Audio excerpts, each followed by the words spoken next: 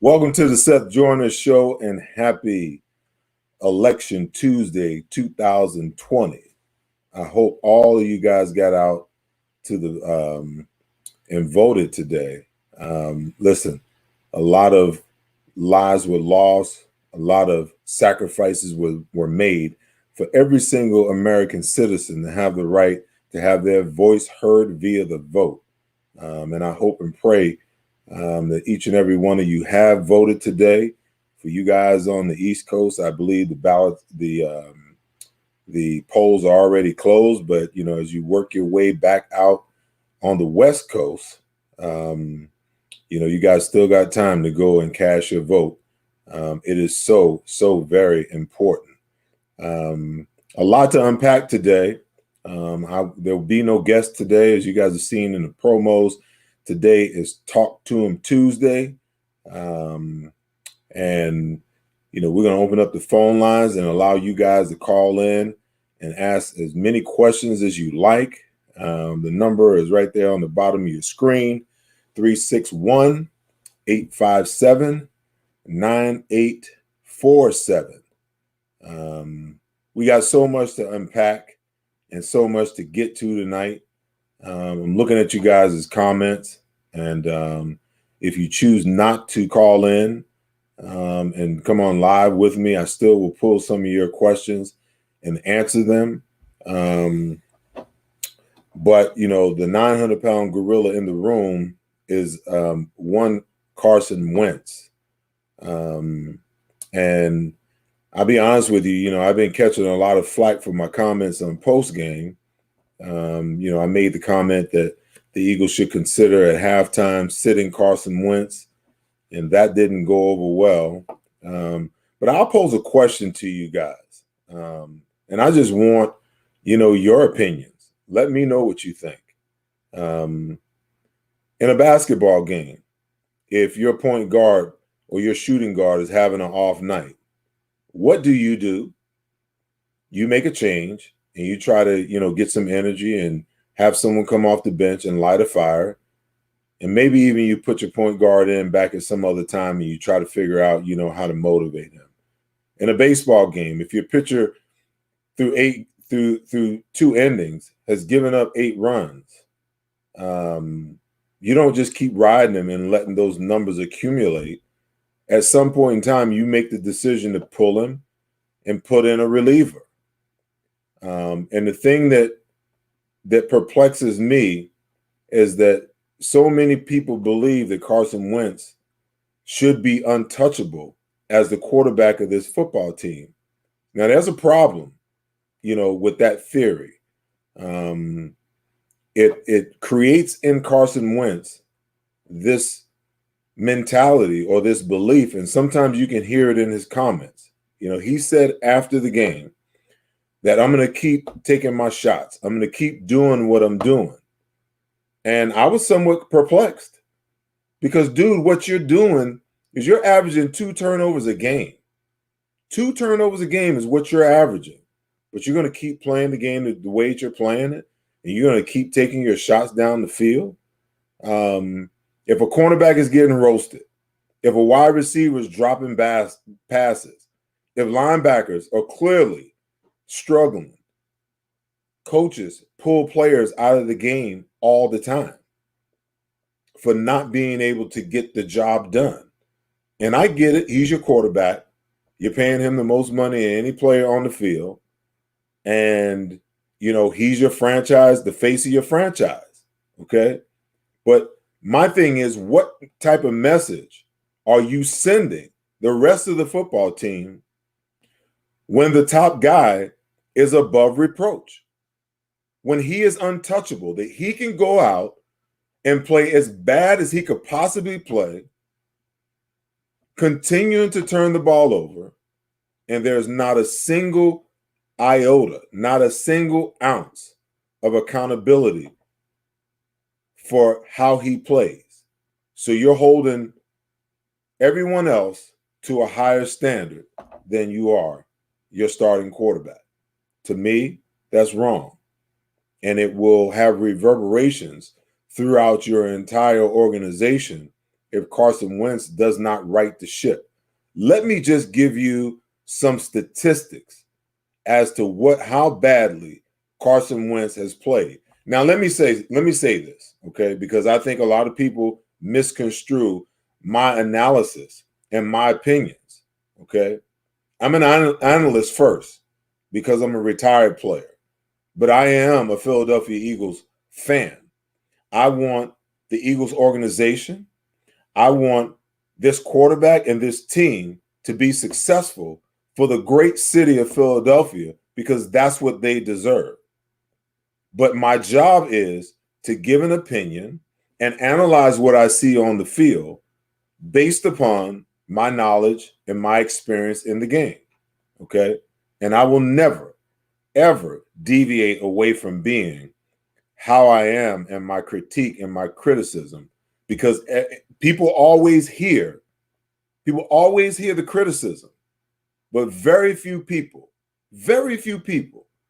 remember when I stand on a soapbox for Carson Wentz. Very few people understand that when he plays a hell of a game, that I give him props that he deserves. But at the other end of the spectrum, when Carson Wentz has played as bad as he plays, it is my job to critique it the way that I see it, okay? And you guys, as my viewers, as my listeners, understand you will never get anything but the 100% unadulterated truth from me when it comes to how I see this football team in all phases. Back to Carson Wentz. Let me give you some stats, okay? Carson is only completing 58% of his passes, okay? 58%.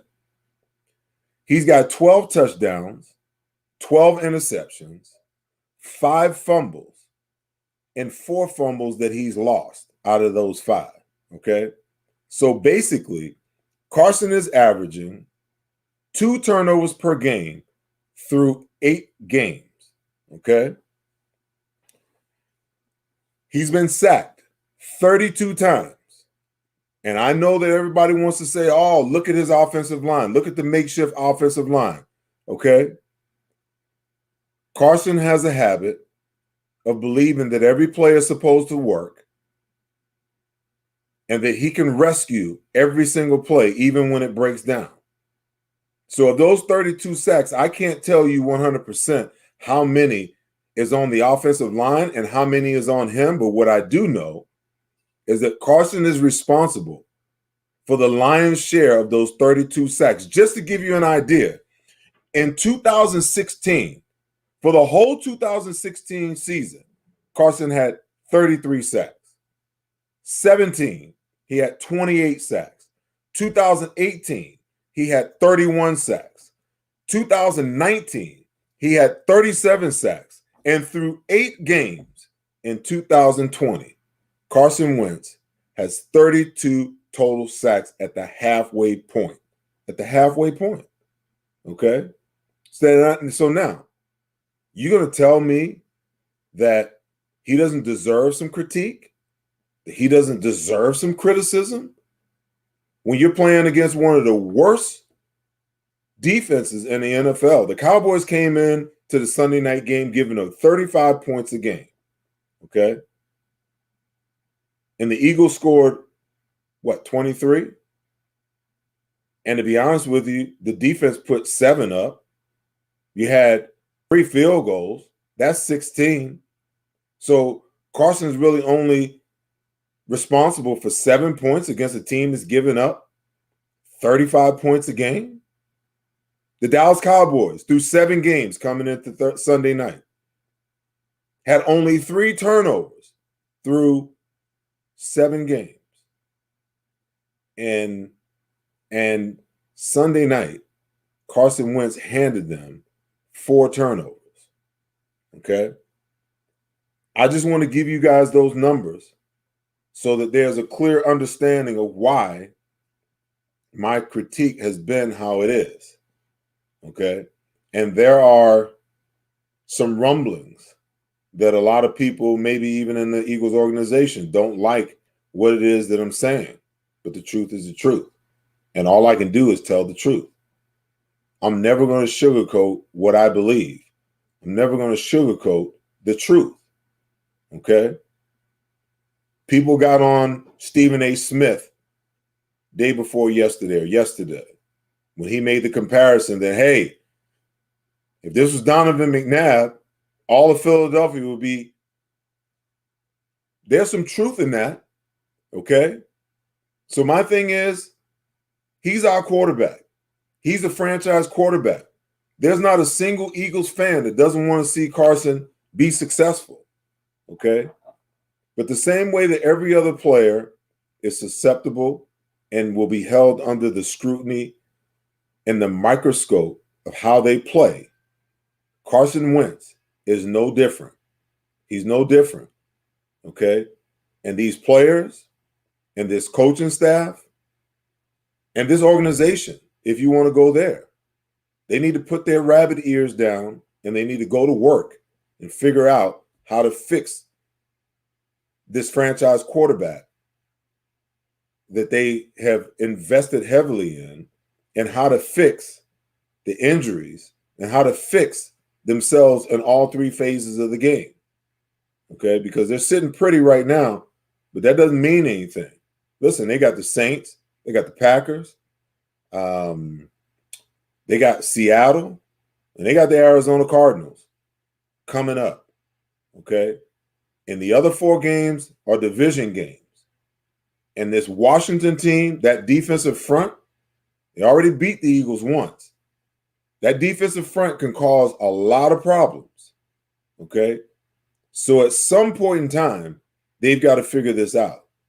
And they got to stop worrying about what the media is saying and what Seth Joyner is saying, and figure out how to find the energy and find the cohesiveness and find the rhythm that's going to allow them to be the team that we expect for them to be. Okay? I mean, nobody knows better than Doug what it's like to play in Philadelphia. And listen, most of these guys on this roster have been here long enough to understand what that means. The media and the fans, they're going to love you inexplicably as long as you're doing well and you're playing well. Okay?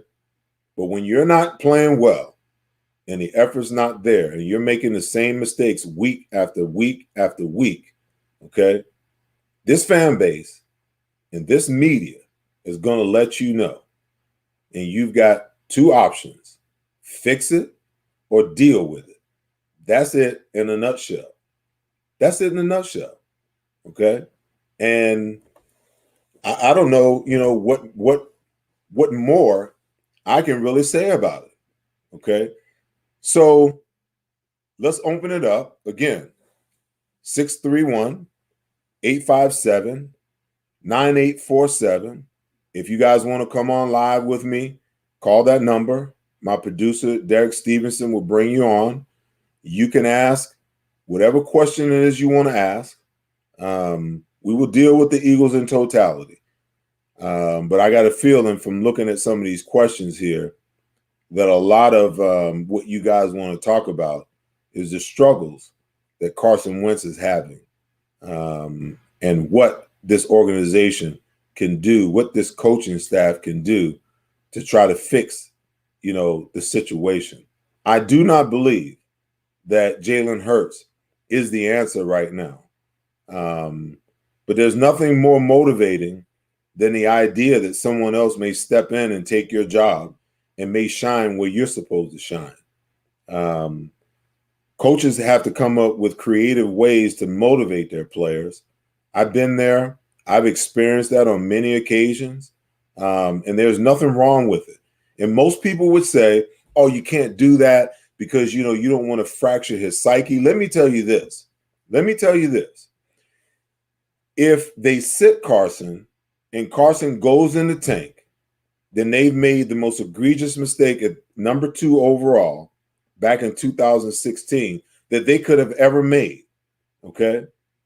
Because that tells me that he's not as mentally tough and as mentally strong, and he doesn't have that resiliency that's needed to be a great player. Because anytime my job has ever been in jeopardy, you know what it's done? It's motivated the heck out of me. It's put me in a situation where I will show you, okay, that guy is not better than me, okay? So I'll say it again. I don't think that at this point in time that Jalen Hurts is the answer.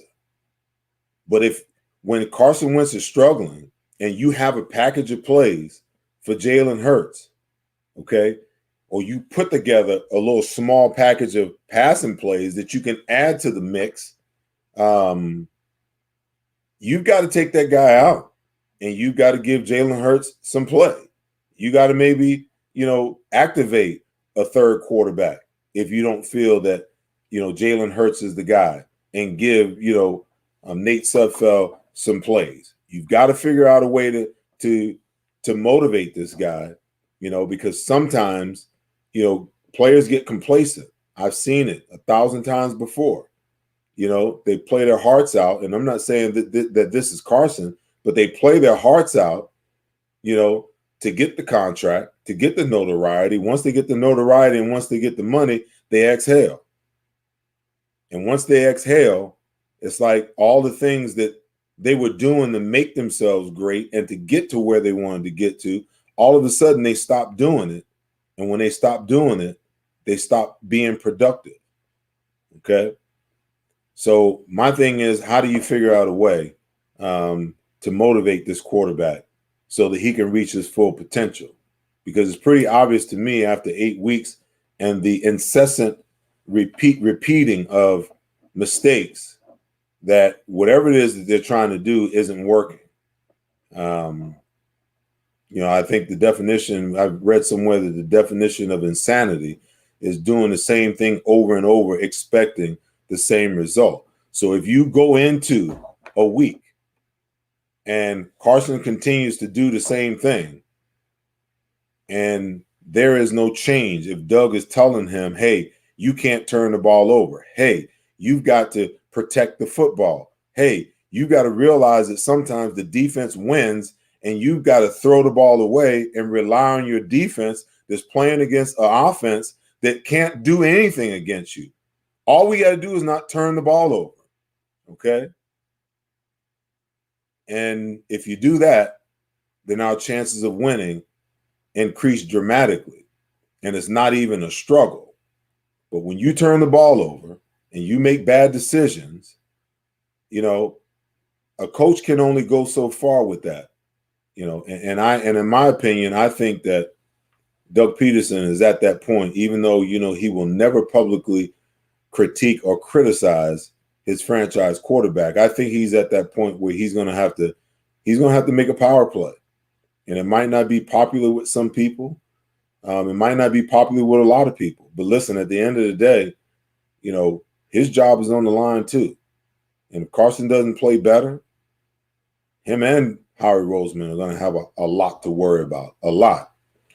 So let me get some calls in. You guys come on in. Let me know what you want to talk about. And I'm going to start taking some of these questions down here on the right side. I'm going to start with Stephen Michael Puga. He asks, do you think Doug is too soft on the players by not calling out mistakes on press conferences? Well, I think that we're in a different place right now as far as how NFL coaches deal with their players. I played in an era and under a coach who motivated you through the media, but he also knew who he could motivate through the media and who he couldn't. I don't think that you're going to see Doug call his players out. I think, these players today, their mentality and the way that they are, this falls in line with the emotional intelligence that Jeffrey Lurie talked about when he fired Chip Kelly and hired Doug Peterson. Not to be throwing your players under the bus, to be concerned with them beyond the football field. All of those things, are one of the reasons why I think that the players have endeared themselves to Doug in such a, tremendous way. And there's nothing wrong with doing that, but, in the world of football, there's a time to pat your team on the back, and then you understand each and every player, because some players you'll pat them on the back and they'll exhale. And there's a time to kick some of your players square in the ass. And that's how it has to be. But those players have to understand why you're doing it. Okay? It's not that you hate the player. It's not like you dislike the player. It's just that, sometimes you need some tough love. Sometimes a team needs an example of what it's going to be like if things don't change. And I don't know that these players really understand that. If you don't get it together, okay, there's going to be changes. And with changes comes player changes. And with player changes, that means that some guys, that the team is going to look different. Okay, so where's the motivation? Where's the accountability? And I just think, when you're talking about accountability has to be meted out to the entire team, and you can't leave any one guy out, even if it's your quarterback. You got to figure out a way to motivate that guy. You got to figure out how to get under his skin, no matter what the circumstances are, because everything that you do, your livelihood as a coach, depends on your quarterback's ability to play the game at the highest level and to play at his potential. And at this moment, it'd be hard pressed for me to believe that anyone believes that Carson Wentz is playing at the level, of his potential. Let's see. Let's stay with the Carson talk. I got a couple of people that want to talk about TJ Edwards. We'll get to TJ in a little bit. Pat Canning wants to know, is coaching or teachability the issue? What is said in the media? What is said in the media is probably not what is said in the locker room. Listen, you're 100% correct. I mean, I kind of just addressed that. Doug is not the type of coach who's going to, if you believe it's throwing your players under the bus, then hey, it's throwing your players under the bus. If you believe it's criticizing your players in a public manner, Doug is just not going to do that. I think that coaching is always an issue. How you say what you say to a player and how he receives it. Your ability to teach. Because I think when you're coaching, it's just like teaching. Not everyone learns the exact same way. Some people learn by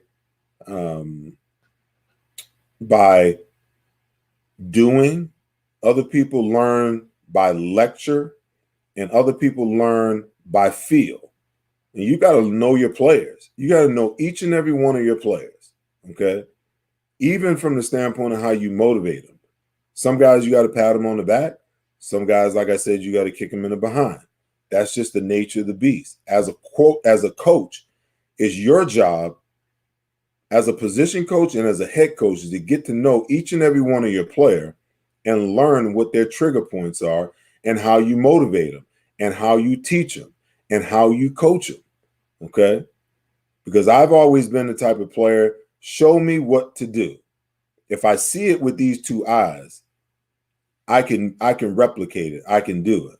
Okay? But you can stand in front of a room all day long and talk to me about it, and it means absolutely nothing to me. I've got to experience it in order to understand what it is that you want me to do. So Pat, I don't know. I mean, is coaching or teachability an issue? I mean, are these players, or is Carson, is he being coached, but he's not getting it? Is he making the decision to do it his way rather than, the way that Doug wants it done? That I can't answer. I just know that, beyond a shadow of a doubt, you can look at how he's playing and you can understand that there is some type of disconnect between this quarterback and this coaching staff.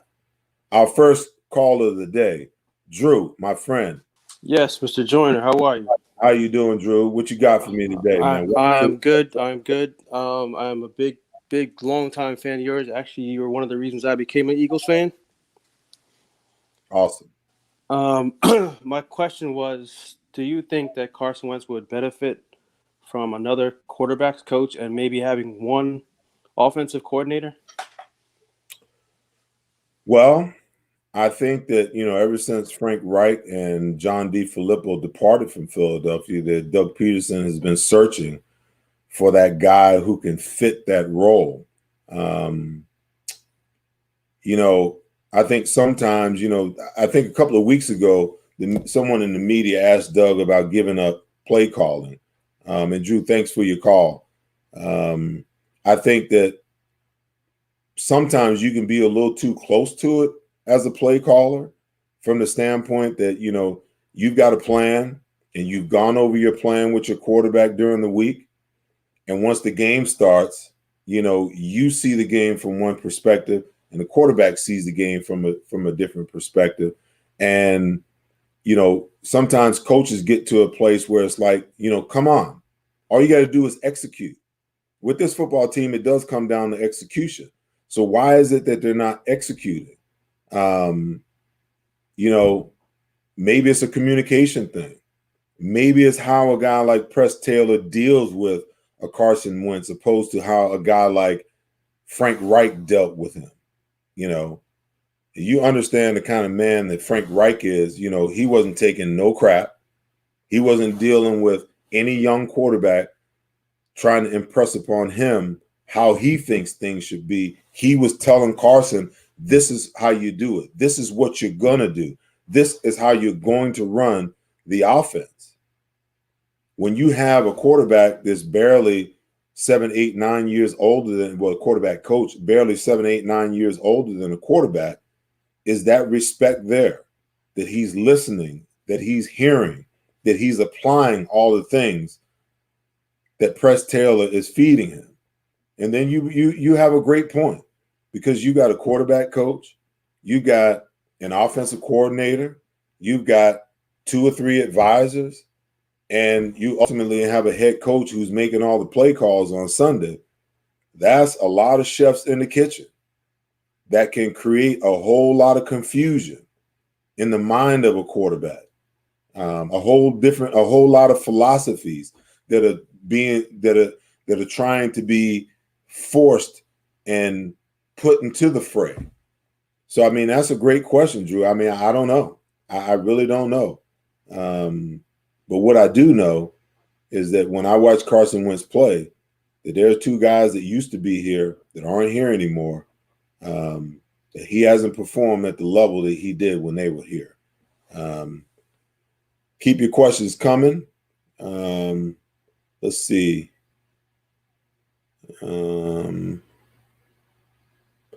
This is an interesting question because a couple of weeks ago I posed this on postgame. Daryl, I apologize for butchering your name if I do, but Daryl Petrin Curry, he says, is it possible or capable of playing? Is he capable of playing the game at the intellectual level a good quarterback must? So a couple of weeks ago, I posed this question and I said, is it in the realm of possibility that maybe Carson isn't the smartest quarterback, that we thought he might be? Is that, I would ask the question, is that not a fair enough question when you see the way he plays the game sometimes? On the 4th and 3, for example, pre-snap, he didn't even see the blitz coming. The 2 middle linebackers ran a cross dog, okay? And Carson gets sacked on 4th down, and he fumbles the ball away, okay? Right in front of him, he's got, I believe, Greg Ward sitting down at the 1st down marker, and I believe it was Jalen Reagor running a crossing route. And I'm sitting there watching it, and I'm like, throw the ball to one of these guys. They're both wide open. There was no one within 10 yards of them. Okay. And it seemed to me that Carson was looking outside when the first down was sitting right in front of him. Now, elite quarterbacks, they know where every single player is on the field on every single pass play. Okay. Most of them almost have the ability to close their eyes and throw the ball to a specific spot because they understand the defense that well. So for Carson to miss that opportunity and furthermore not be able to decipher that the pressure was coming on fourth down pre-snap, I mean, that's a fair enough question to ask. You know, does he have the intellect to operate the offense the way it needs to be? Does he really see the field? Does he know the offense as well as he needs to know it in order to be efficient? So that's a fair enough question for us to consider and ponder and continue to watch as the season progresses, whether he gets better at that or not. Okay? Brian, thanks for joining us today, and welcome to the Seth Joyner Show. What's your question, my friend? Seth, it's going. First of all, big fan, man. I love your passion. I watched the post game show the other night. I'm like you, man. I'm amped up, and all these Carson Wentz apologists. I love your passion and what you feel is real, right? So I think we're all feeling the same way. I love Carson Wentz, but now as a player, he's not the same guy. I mean, where do we go from here? Did he reach his peak? I mean, can he get back to that 2017 playing ability that he had? I mean, I just feel like he lost it, man. Right, year 5, and he's making bad decisions, bad interceptions. He leads the league in turnovers. So wanted to get your thoughts, man. Where do we go from here? Right, is Hurts the guy? You might already talk a little bit about this, but if not, I mean, do we look into the draft again? Well, listen, I think that Carson is still the guy. When you look at what he did in 2017 and you look at how he made the shift at the end of last year, and even this year, I mean, they were down against Pittsburgh, and in the second half, they figured out a way, to get back in the game before, the Pittsburgh offense broke it open again and shut the door on them. They're out of the game against Baltimore all game, and in the fourth quarter, they scored 22 points against one of the premier defenses in the league. And Carson has a heck of a game. There are spots, even in the Dallas game, where you can look at it and say, goodness, this guy still has it. It's there. I've said all along his biggest problem is consistency. He does not play. He is yet to play a full 60-minute game this year. He's had a quarter here, a half here, a series here, a series there. So I don't think that, we throw in the towel on him. But my point early in the show and in my monologue was more or less, he has to be held accountable just like everybody else. If he's having a bad day like a pitcher, he's got to come out. If he's having a bad day, and players have a bad day. Listen, I didn't play great every single game, every single play of my 13-year career. There was some games where I just didn't have it. That's to be expected. But when you're the quarterback and you've shown your body of work has been inconsistent, and then you get into a nationally televised game against your most hated rival, okay, and you keep turning the ball over series after series, at some point you got to think about at least maybe sit him down for a series. And you had that built in my opinion, you had that built into, what you're doing because you have that package with Jalen Hurts. It'd be a different set of circumstances, say, if this was last year and you didn't have Hurts and you got Nate Sudfeld. Are you going to bring Nate Sudfeld in and give him a series? Or are you going to bring in Josh McDowell and give him a series? But you had it built in where not only could you, insert a Jalen Hurts for a series, but you've got a package of plays and you got to have some running plays off of all of these Wildcat read option plays. You got to have some. He threw a pass. Jalen Hurts threw one pass this year, a completion for 18 yards. Okay, so it's a move that you can make to light a fire under your quarterback. But in my opinion, in no way, is he unfixable. They've just got to figure it out. So where they go from here, I don't know. The good part is they're 3-4-1. They're in first place in the NFC East. They're in line for a playoff spot, and they got 2 weeks off. 2 weeks off to figure it out. So let's see when they come back against the New York Giants whether they can figure it out or not. All right, Brian, thanks for the call. Appreciate it. Let's take a quick break. Got a spot from our sponsor, Viget.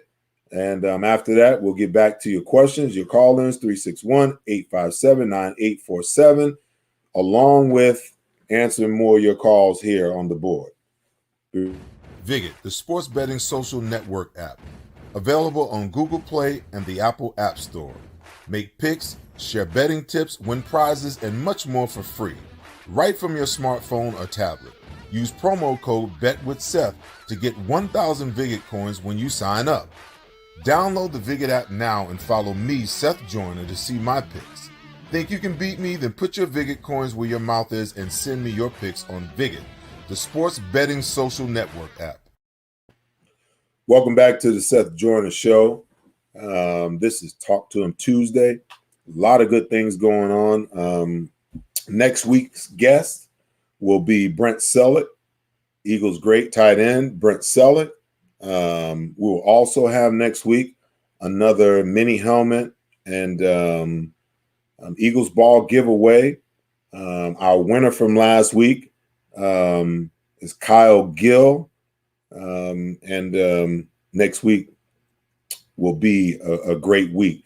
Also love for you guys to subscribe to my YouTube channel. You guys know we're live both on Facebook and YouTube right now. But if for some reason or another you guys missed the show, you can't watch it live, you can always go over to the Seth Joyner Show on YouTube and watch the show at other times. Also, for you podcasters that just like to listen to the show, we're over on Anchor. We're over on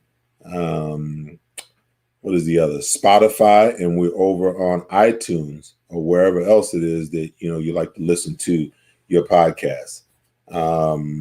Back to the show. Here's another interesting question. Let me see, from the H-Town Hustler. He wants to know, do any of you see Carson calling audibles? He says, I haven't. Is he allowed to, or he's just trust the play that's coming in? Excuse me. I think that Carson does make audibles. Jonathan Doman says, he's always saying, kill, kill, kill. That is his audible call. There was a point in time where kill, kill, kill 9 times out of 10 meant that they were going to run the ball. But I've seen some plays this year that doesn't necessarily, go along that trend.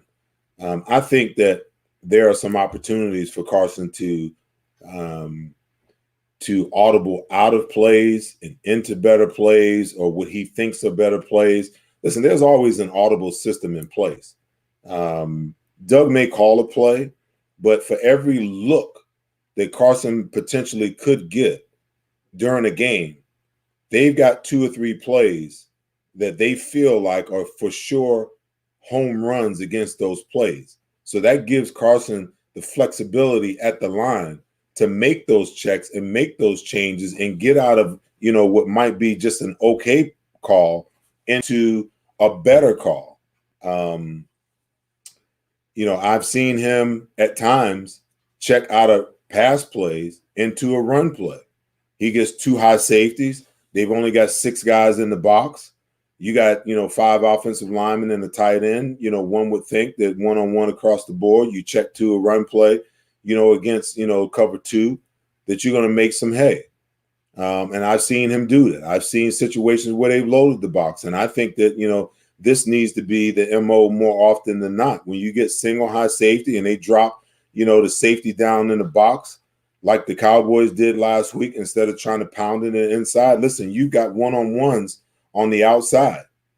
If you know that you can dictate that when you're running the ball with great efficiency, you can go 12 personnel, 2 tight ends and 1 back, and get into a balanced set, and ensure that you have one-on-ones on the outside. You can go bootlegs and look one way and come back the other way, knowing that you have one-on-one. You can go play action and look that safety off one way and come back the other way. You got slants at your disposable. You got slants and flats with the tight ends to the flats right now and the slant routes by the X and Y receivers. You got so many different things that you can do that I don't see them utilizing. I see our defense sometimes get crushed by plays, that have been in existence since the day that I was playing. When you see 2 tight ends, in a twin formation with 2 wide receivers away, okay? The classic play is to the flat right now by the tight end off the ball, and the tight end on the ball, the X receiver, the wide receiver rather, he pushes up and runs an out route. The coverage by the inside backer it's almost impossible for him to make that coverage. But I'd be jumping that route all day, every day, because you got a safety over top. That's the only route that can hurt you, But I see teams beat our defense with those types of plays, but we never implement those. Whether we got Goddard and Ertz or whether we got Goddard, and Richard Rodgers, they can get that done. They can get that done. And I know that there's no way in the world you can tell me that they don't have that built into, their defense, their offense rather, where, they can audible to that and take advantage of it against certain fronts. But, good question. Does he have the ability at the line of scrimmage, Carson Wentz, to change plays? I think he has to. I think that's built in to their offense. I think that's built in, to their audible package, and it's probably also built into their hot package. When he reads blitz pre-snap, that these guys have automatic routes that they run, and they have to be on the same place, on the same page rather. Lawrence Melton says lack of preparation. As you often state. Well, I think, sometimes when you watch Carson, there is a lack of preparation. It seems to me that there are things sometimes that shock him. And there are things sometimes there are times where he misses open wide receivers. And I get it. Sometimes, you have to understand his progression might be right to left. And you might have a guy on the left side that beat his man and he's wide open and Carson misses it. But we sit back and we look at it and we see it and we're like, how does he miss that? Well, you got to think about it. Even with this offensive line, the way that it is, the average time span that a quarterback has is 1,001, 1,002, and maybe a half before the pass rush is going to be on him. So I mean, what Carson has to do, in my opinion, is speed up his progression.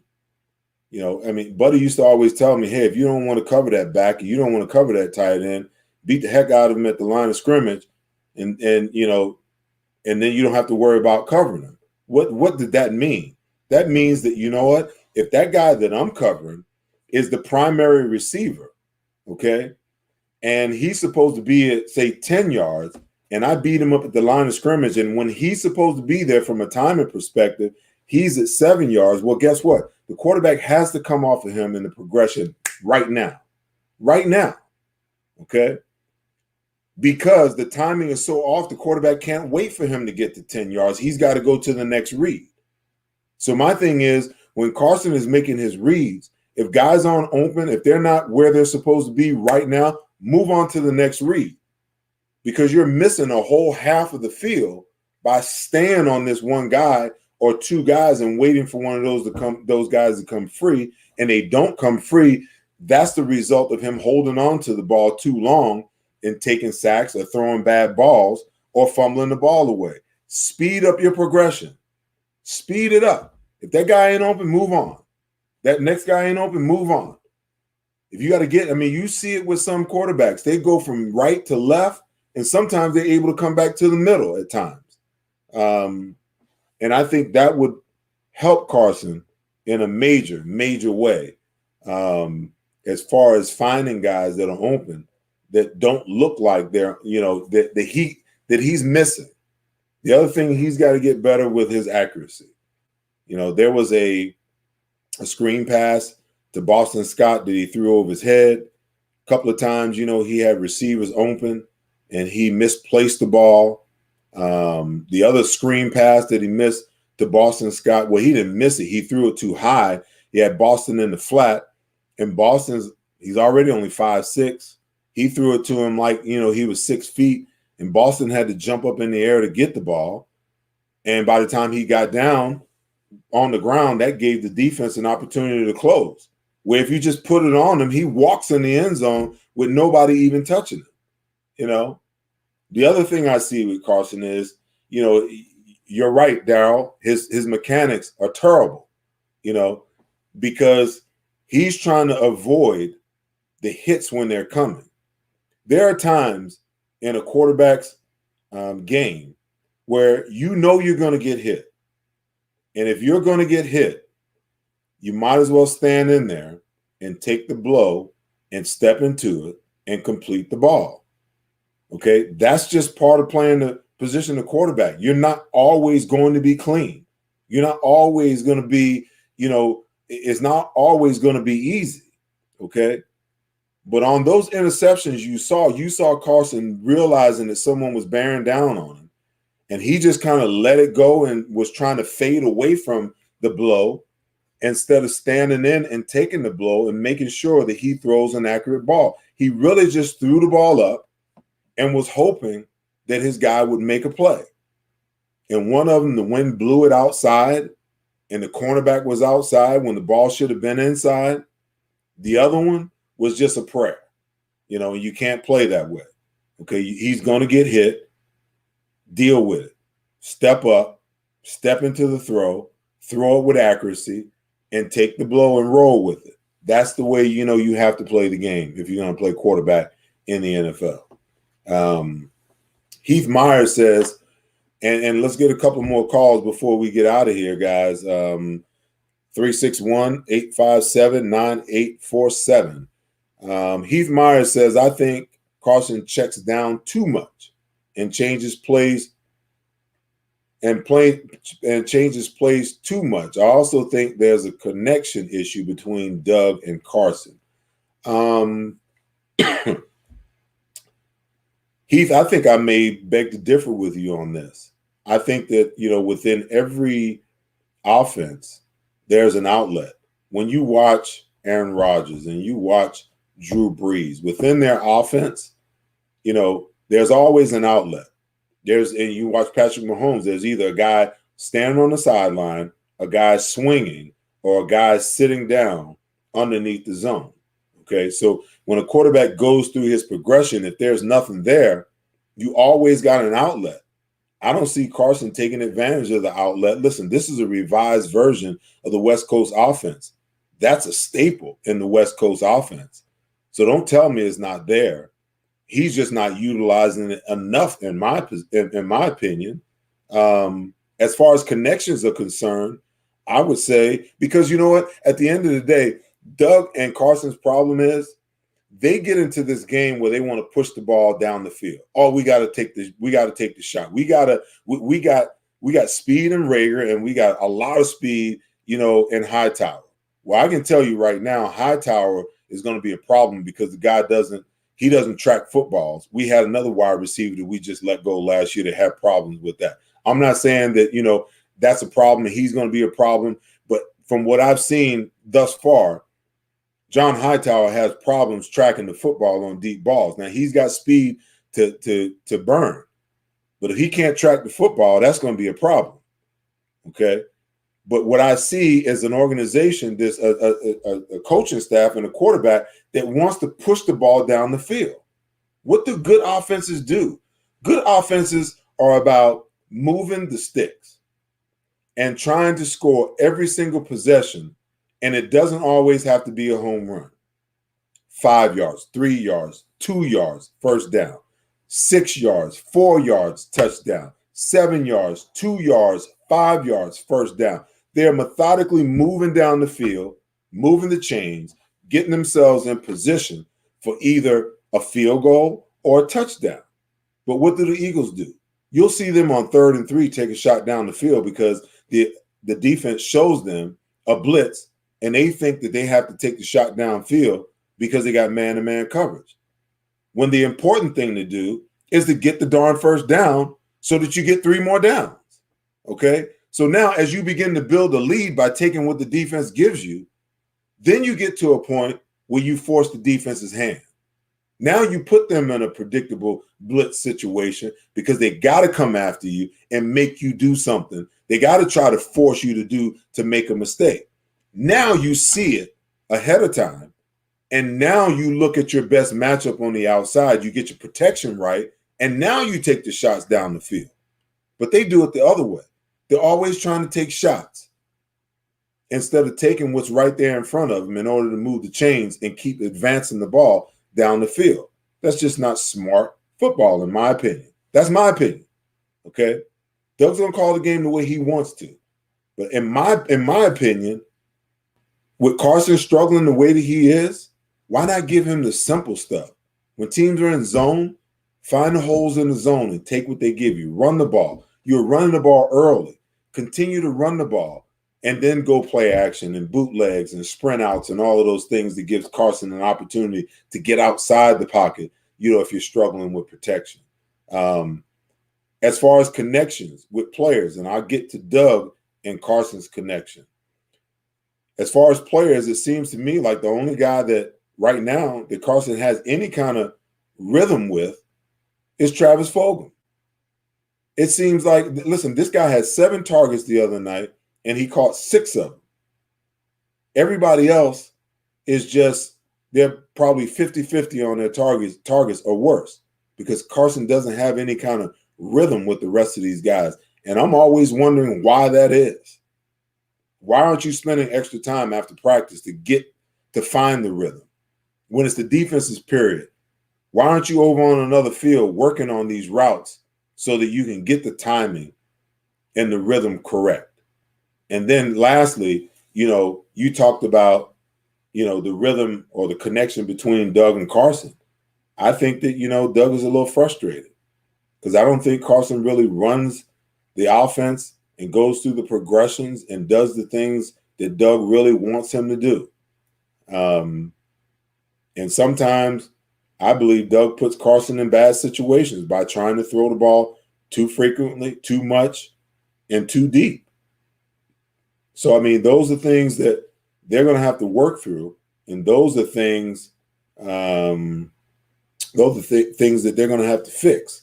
Stacy Chamberlain says, why is it you and every other sports commentator can see this, but the Eagles staff is not recognizing it? Hey, Stacy, listen, good question, because everyone sees it. You're 100% correct. But I think, when you're a coaching staff, you have an offensive scheme, you have a defensive scheme, you have a special team scheme, and you want to run things the way that you want to run them. And I think coaches can sometimes be, dinosaurish in their thinking and pig-headed in their thinking. Because when they put together a game plan or they have a system that they're running, oftentimes, some coaches will look at it and be like, listen, I've given you everything that you need to be successful. Go out and execute it. And then their mentality is, hey, if the players aren't executing it, that's on the players. That's not on me. That's not on me. I put them in position to succeed, and they're not succeeding. And to me, that's not good coaching.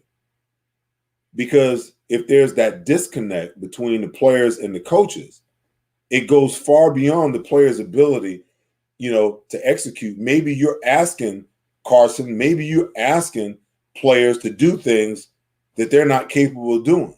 And maybe they trick you into believing in practice during the week that they can do it, but they get in the game and it's the same thing week after week. They can't execute it. They can't get it done, because the the rhythm and the flow of the game and the speed of the game is so much different than practice. You cannot emulate the speed of a game in practice. I don't care how hard you try. You just can't do it. So what you got to do is try to get there as the best way that you can. Okay.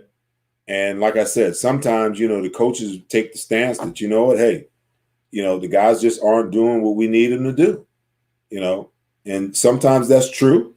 And sometimes that could be dangerous because maybe you're asking them to try to do something that they truly and honestly can't do. Let's try to get one more call before we get off air here.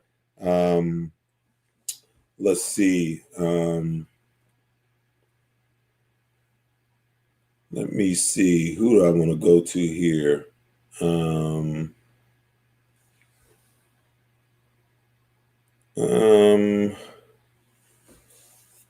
Jen says, are preseason games important? I think that, I think the OTAs were important for this football team because you had so many young guys you're going to work on. I think the preseason was important. I think it was important not only, for players to get some type of rhythm. And I don't believe in not playing your starters in preseason. I think at some point you have to play them. You cannot protect them from injuries because if you look at last year and you look at this year, you look at the amount of injuries, maybe the protection of not playing them in preseason is the cause of why you have so many injuries because guys aren't prepared. And then how wrong is it for these young players to not have the ability to have preseason games where coaches can rightly, evaluate and judge whether these players are good enough to get on the field and play? How do you know? How do you know that Sean Bradley can't be a good linebacker? Because of what you see in practice? Some guys are just straight ballers when it comes to game time. They may have all right practices, but all of a sudden they get in the game and they got a whole different level, a whole nother motor. And other players, it's the exact different. They show you that they can get it done in practice, but you get them on the field in the game, and it's like, like you're asking them to read, Mandarin or something. They have no clue what they're doing. They're like a ball in high grass, lost. Sometimes that's just the way that it is. But at the end of the day, this football team is dealing with the same things that every other team is dealing with. No OTAs, abbreviated training camp, no preseason games. And I expected for this team to struggle. I expected for them to struggle through probably the first 4 to 6 games. But I had no idea that the quarterback would still be struggling by week 8. Looks like this is going to be a Carson Wentz show right here. We'll get us some defensive stuff, talk about that coming in the next week on Tuesday's show, leading up, to the Giants. Let's see what else we got here. No more callers, Derek. We got about 3 minutes left. Ed Ambush says, wants to know, shouldn't we scale back the playbook? Where did it go? It just jumped on me. He says, shouldn't we? Hold on. Oh, there it is. He says, shouldn't we scale back the playbook because of no preseason? I don't know that they haven't. I mean, we heard Doug talk about it, a couple of weeks ago, minimizing the amount of plays, trying to simplify things for Carson to kind of, free him up from having to think. If that's what he believed, the situation and the issues were, then maybe they've had too many, plays in the playbook. I've seen it before. I tell you guys all the time, I was an intern for the Buffalo Bills, Rex Ryan's last year there. And I can remember the first preseason game we went into, the players had complained about the previous year about having too many calls leading into a game. And I could remember the first preseason game we went into. Rex promised them, "Hey, we're gonna scale it back." And then the next thing you know, when he handed out, the call sheet, it was 35 calls for a preseason game. Now the starters would understand what the heck to do, but you're gonna tell me that a rookie going into a game with 35 calls is gonna have any kind of mental clarity as to what to do and how to adjust and how to play the game without thinking? Impossible. So maybe that's a part of it. Maybe you're right. Maybe they need to get maybe 3-4 formations and get 4 passing plays, 4 running plays off of each formation. I mean, that's basically, what, 38 calls, maybe that's what they need to do, and minimize it and try to figure out a way to put Carson in a position where, he knows everything that there is to know, and allow these players to play with their hair on fire instead of trying to think through it. Our last caller of the night, John, thank you for joining me. Seth Joyner show. Welcome, my friend. What's on your mind? Hey, welcome. Seth, want to say, man, I'm blessed. I always appreciate your realness, because a lot of people they don't really want to talk what's real, and you let it go. So I want to say I thank you for your realness. First and foremost. The thing that what I feel is, I feel like that maybe Carson is playing unhappy. And the reason why I'm saying that is that we like to bring up 2017 a lot, because that was his best year. But here's the thing. We had a top-notch offensive coordinator. We had power backs. We had the number one running game. We had a 3-year younger Alshon Jeffrey. So he was considered still a top-tier wide receiver at the time. Right. And he was still under a rookie contract. So who is not going to play hard? When I see him throw deep balls, sometimes he throw it with no emotion, like he's punting the ball. He'll throw it, and if you look at it, when he throws some of those deep balls, he'll just turn his back and walk away, like he already knew he just threw the ball up. So I really think that he is not playing like he really cares. I think that it might be some undercover problems in that locker room when it comes to, because if you're a franchise quarterback, why wouldn't you want top tier talent? We didn't get Hopkins. There are people that we did not get that we could have got. And then if you're a 5-year quarterback, who wants to play and start over with rookies? He's starting over with rookies. Who wants to? And to me, is an undercover rebuild. And I think he's unhappy about that. I will tell you this, okay? And thanks for your call. Carson Wentz is making, his salary cap number is $32 million. Just do the math. That's $2 million a week, okay? There is no reason for that man to be unhappy, okay? And you talk about the youth. He had youth last year at the end of the year, when everybody else got hurt. When you want to be the guy and you want to be the franchise quarterback, and you're designated as that by the actions of the organization, by giving you that type of money and expressing that kind of confidence in you, you don't really have the right to not play up to your potential because you don't have the weapons that you need around you. Okay.